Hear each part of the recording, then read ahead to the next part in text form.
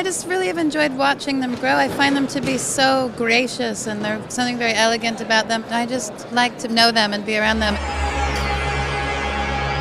I'm thinking of this tube of golden neon as a kind of techno sunset, which makes it a perfect paradigm for the combination of the primal and the modern in the new Proenza Schouler collection.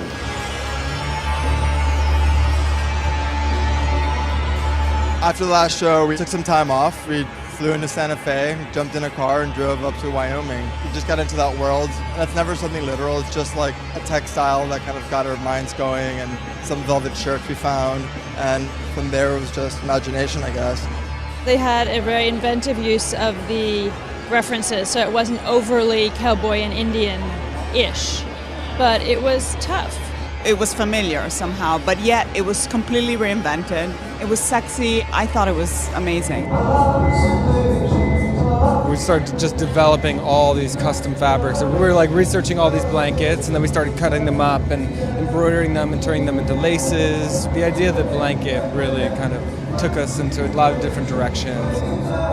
I love to see just any interpretations of things that are commonplace. I'm thinking, these must be blankets. This must be Navajo blankets. They reference something, but they make it very contemporary.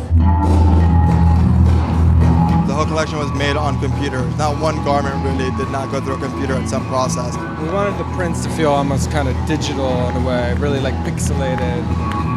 I loved their fabrics and the textures, and even in all the like weaving and the patterns that were going on. The two like crocheted skirts that were over tights. It was beautiful.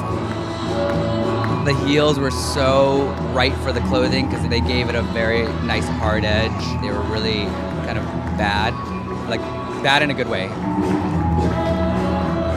And those evening dresses at the end were so breaking all the rules. That's a print that you don't put on an evening dress, but yet it worked miraculously and it was beautiful.